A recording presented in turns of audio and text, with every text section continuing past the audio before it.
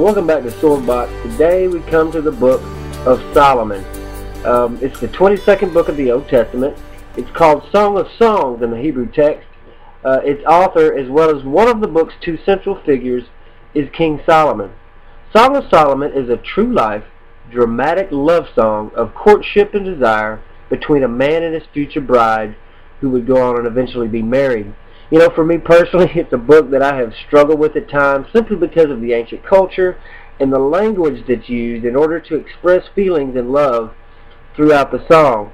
For example, in chapter 4, verse 1, Solomon compares his bride's hair to that of a flock of goats leaping down the slopes of Gilead.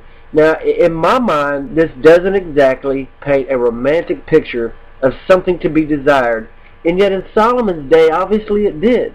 But the important thing, I believe, is that we need to look at is that Solomon is expressing his love for her in very specific, very flattering words to show her how beautiful she is to him. He goes to great pains to find beautiful things in nature to compare with his beautiful bride. Today, you and I would use much different wording and comparisons to express those feelings, but the point is the same.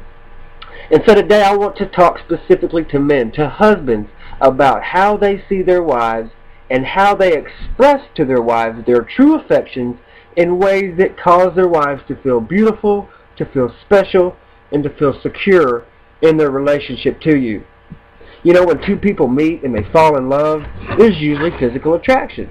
Often the young man believes his new wife is the most beautiful woman on the earth. And he in turn makes her feel beautiful and special by the things that he does and the things that he says to her. I mean, they're in love. They're full of life. And the romance, it really isn't something difficult or has to be worked at. It's just natural. But as the years go by and as life moves in, the youth fades, and couples must realize that this now is going to take some work. Physical beauty is something that none of us can keep. There's no fountain of youth, and we all age much faster than we'd like to. However, a woman's need to feel pretty and special does not change. And men are attracted sexually to beautiful women. And so we can see that there is a potential for some real problems. And while certainly this isn't the cause for all failed marriages or all romantic problems in marriages, it has been one of them, and it can and should be avoided. There's so much to talk about with this subject, but for the sake of time here, I can only briefly touch on this subject. As I've already stated, man, your wife needs to feel pretty and beautiful and special. She doesn't want to have to compete for your attention or feel like you're not attracted to her. When she was 22 and wore a size 2, had perfect skin and a nice figure, it was quite easy for you to constantly affirm to her your attraction. It took no effort. Your own desires drove you because she pleased you visually.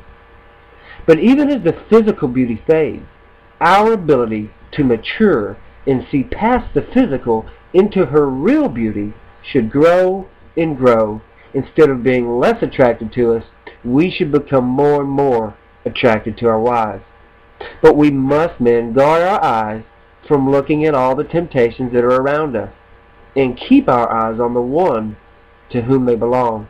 Proverbs 4:25 puts it this way: let your eyes look straight ahead and your eyelids look right before you. In Proverbs 5:15 it says, drink water from your own cistern, running water from your own well. Talking about your wife. Our wife should never have to compete for our affections.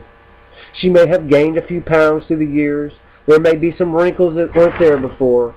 But you have the ability, husband, to make her feel like a princess by the way you look at her, by the way you speak to her, and by the way you treat her.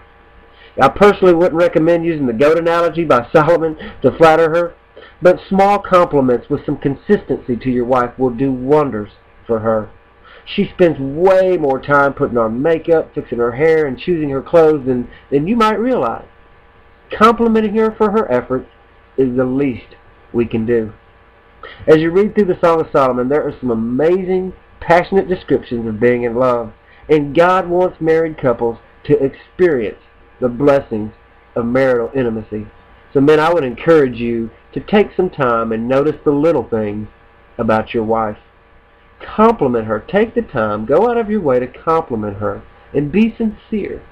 And see if that won't just do absolute wonders for your romance. God bless you. We'll see you back here tomorrow on Swordbox.